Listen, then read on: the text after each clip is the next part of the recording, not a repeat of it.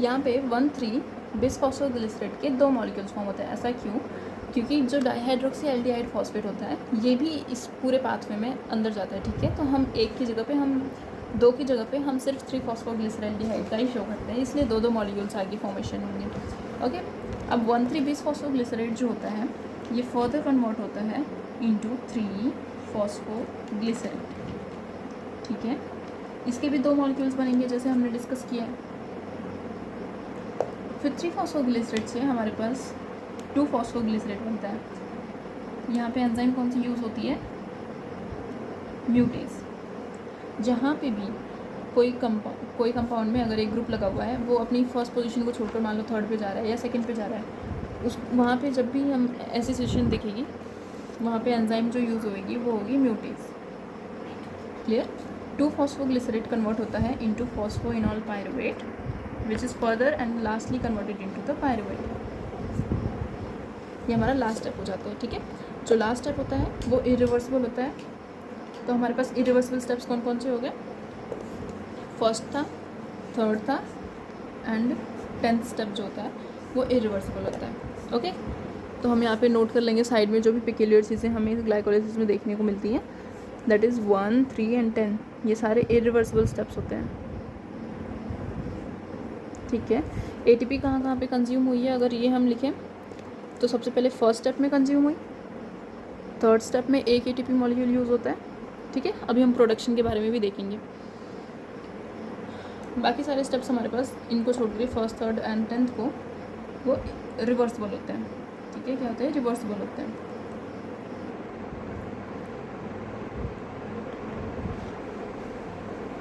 आगे अगर हम देखें तो जो लास्ट स्टेप होता है फॉस्फोइनॉल पायरुवेट से पायरुवेट का कन्वर्जन, इसको कैटलाइज कौन करता है? पायरुवेट। पायरुवेट बन रहा है इसलिए पायरुवेट काइनेज जो होता है वो कैटलाइज करता है इस स्टेप को, ठीक है। और यहाँ पे प्रोडक्शन होता है एक मॉलिक्यूल ऑफ एटीपी का। क्या प्रोड्यूस होता है? एक मॉलिक्यूल ऑफ एटीपी प्रोड्यूस होता है, ठीक है। सिमिलरली 5th स्टेप हमने यहाँ पे देखा था जो इंटर कन्वर्जन हो रहा था। फिर 6th स्टेप पे यहाँ पे NADH की फॉर्मेशन होती है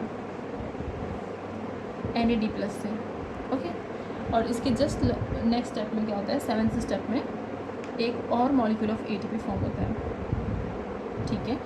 ये एटीपी मॉलिक्यूल्स डायरेक्टली फॉर्म होता है without undergoing any electron transport chain, इसीलिए हम इसको क्या कहते हैं? SLP, substrate level phosphorylation. What is this called as? Substrate level phosphorylation. मतलब यहाँ पे एटीपी की सिंथेसिस डायरेक्टली होती है without undergoing any electron transport chain. I hope this is clear. But जो हमारे पास NADH बना है ये ETC के थ्रू जाएगा और कितने मॉलिक्यूल्स ऑफ एटीपी फॉर्म करेगा? 2.5 molecules of ATP will be produced through ETC, electron transport chain. I hope this is clear. अब यहाँ पे 1-2 एंजाइम्स रह गई थी जो उतनी इंपॉर्टेंट नहीं है, फिर भी हम एक बार डिस्कस कर लेते हैं उनके बारे में। एक तो 3-फॉस्फोग्लिसरैल्डिहाइड से 1,3 बिसफॉस्फोग्लिसरेट जब बनता है तो इसको कैटालाइज करती है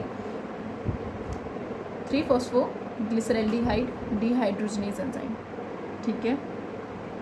और इसके नेक्स्ट स्टेप को कैटालाइज करता है 1,3 bisphosphoglycerate kinase. And this step जहाँ पे 2-फॉस्फोग्लिसरेट से फॉस्फोइनॉल पायरुवेट बनता है, वेरी इंपॉर्टेंट, यहाँ पे एंजाइम यूज़ होती है हमारे पास इनोलेज। कौन सी एंजाइम यूज़ होती है? इनोलेज, 9th स्टेप पे, ठीक है। 9th स्टेप पे क्या यूज़ होता है? इनोलेज यूज़ होता है। इसके बारे में हम स्पेशल चीज़ पढ़ेंगे सोडियम फ्लोराइड बल्ब के बारे में, कि जब हम ब्लड का सैम्पलिंग कलेक्शन करते हैं फॉर शुगर टेस्ट तो कैसे करते हैं, ठीक है। क्लिनिकल इंपॉर्टेंस है यहाँ पे, ओके। तो हम एनर्जेटिक्स की बात कर रहे थे यहाँ पे। तो फर्स्ट और थर्ड स्टेप में एटीपी कंज्यूम हो रहा था, ठीक है। फिर 7th एंड 10th स्टेप में एटीपी एक मॉलिक्यूल बन रही है, किस मेथड के थ्रू? सबस्ट्रेट लेवल फॉस्फोराइलेशन के थ्रू। SLP मतलब सबस्ट्रेट लेवल फॉस्फोराइलेशन यहाँ पे चल रही है। फॉस्फोराइलेशन मतलब एटीपी की production without undergoing any electron transport chain. यहाँ पे एटीपी का मॉलिक्यूल डायरेक्टली सिंथेसाइज हो रहा है। फिर एक जो हमने 6th स्टेप पे देखा था NADH का मॉलिक्यूल बन रहा था जिससे 2.5 ATP जनरेट हो रही। तो टोटल ATP हमारे पास कितनी सिंथेसाइज हो रही है? 2 तो SLP के थ्रू हो रही है, ठीक है, और एक 2.5 ATP हमारे पास NADH से मिल रहा है। और ये सारे को हम डबल करेंगे, 2 से क्यों मल्टीप्लाई करेंगे, क्योंकि ये सारा जो रिएक्शन चलने लग रहा है ये 2 बार चलेगा।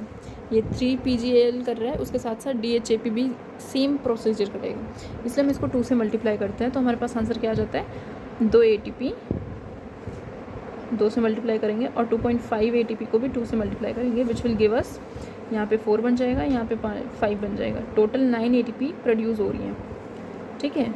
बट हम नेट ATP की जब बात करेंगे कि टोटल जितनी कंज्यूम हुई उनको भी हम माइनस करें, तो 2 तो हमने यूज़ कर लिया था ATP को, तो ओवरऑल कितनी बन रही है, 7 ATP are produced in 1 cycle of glycolysis, ठीक है। और अल्टीमेटली इसमें एक ग्लाइकोलिसिस से क्या बनता है, 2 मॉलिक्यूल्स ऑफ पायरुवेट बनते हैं। क्या बनते हैं, 2 मॉलिक्यूल्स ऑफ पायरुवेट सिंथेसाइज होते हैं। ये सारे 2 मॉलिक्यूल्स बन रहे हैं, ठीक है। ये ध्यान रखना है, यहाँ पे कोई सिली मिस्टेक नहीं करनी है हमको। Okay, so we have discussed the entire cycle, that is the pathway. Energetics भी हमने देख लिया, अब हम रेगुलेशन देखेंगे, ठीक है। LAQ आएगा तो आपको ये सारी चीज़ें डिस्क्राइब करनी है। एक तो आपने पूरी साइकिल पाथवे ड्रॉ कर दिया, उसके बाद पूरे एनर्जेटिक्स और रेगुलेशन साथ साथ लिखने हैं।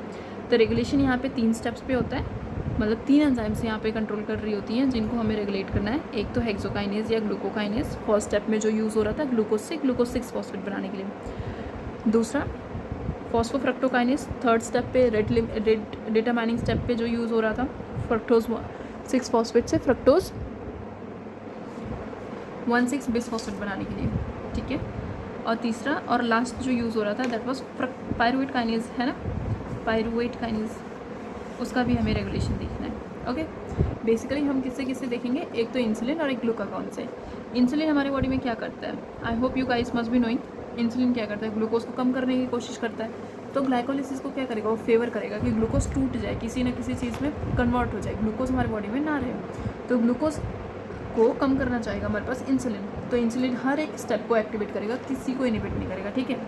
तो पहले तो कॉमन चीज़ हम हर एक में लिख लें कि इंसुलिन क्या करता है, एक्टिवेट करता है सारे एंजाइम्स को, फाइन। किसी को भी इनिबिट नहीं करेगा क्योंकि ये ग्लूकोज का कंजप्शन चाहता है, ग्लूकोज का ब्रेकडाउन चाहता है। और ग्लूकागॉन जो इसका जस्ट एंटागोनिस्ट होता है, ऑपोजिट फंक्शन परफॉर्म करता है, वो इनिबिट करता है ग्लूकागॉन, ठीक है। वो चाहेगा कि ग्लूकोज हमारे पास बॉडी में स्टोर्ड रहे, उसका ब्रेकडाउन ना हो, ठीक है। तो ये सारे को इनिबिट करता है। अब एक अलग सी चीज़ जो हमें याद रखनी है हेक्सोकाइनेज से, ये कि हेक्सोकाइनेज जो होता है ये ग्लूकोज 6 फॉस्फेट एक एंजाइम होती है, फॉस्फेटेज एंजाइम, इससे क्या होता है, इनहिबिट होता है। क्या होता है, इनहिबिट होता है। ओके, फिर उसके बाद फॉस्फोफ्रक्टोकाइनेज से रिलेटेड हमें 2 चीज़ें MCQ पॉइंट ऑफ व्यू से बहुत इंपॉर्टेंट है जो वो याद रखनी है। क्या कि फॉस्फोफ्रक्टोकाइनेज जो होता है ये इनहिबिट होता है किससे, ग्लाइकोलिसिस में हमारे पास ATP की प्रोडक्शन हो रही है। अगर ATP ज़्यादा है तो ग्लाइकोलिसिस क्यों होना चाहेगी, हमारी बॉडी में नहीं होएगी क्योंकि ATP तो अबंडेंट है। इसीलिए एक्सेस ऑफ ATP जो होता है वो इनहिबिट करता है किसको, फॉस्फोफ्रक्टोकाइनेज को। एक्सेस ऑफ ATP भी इनहिबिट करता है as well as excess of citrate भी इनहिबिट करता है। ये MCQs के लिए मोस्ट इंपॉर्टेंट क्वेश्चन हैं फ्रॉम ग्लाइकोलिसिस, ठीक है। प्लस ये एक्टिवेट भी होता है किससे, AMP ज़्यादा होगा तो वो ATP बनाने के लिए यूज़ आएगा, इसीलिए एक्टिवेट होता है ये AMP से, as well as fructose 2,6 bisphosphate जो है, इससे भी हमारा पूरा प्रोसेस जो है वो क्या होता है, एक्टिवेट होता है ना, इंड्यूस होता है, मतलब कहीं पे भी इसको कम करने की कोशिश नहीं करता है, ठीक है। तो हमने एनर्जी 7 ATP जो देखी थी प्रोड्यूस हो रही थी, ये एरोबिक कंडीशंस में थी, ठीक है, एरोबिक कंडीशंस में थी। बट अगर हम एनारोबिक कंडीशन की बात करेंगे तो उसमें क्या होता है, उसमें ग्लाइकोलिसिस तो होएगी। एनारोबिक में हमने बोला है कि जो ग्लाइकोलिसिस प्रोसेस होता है ये जो भी हमारे पास एरोबिक हो या एनारोबिक ऑर्गेनिज्म हो, यूनिवर्सल प्रोसेस होता है, ये सबके साइटोप्लाज्म में हो रहा होगा, ठीक है।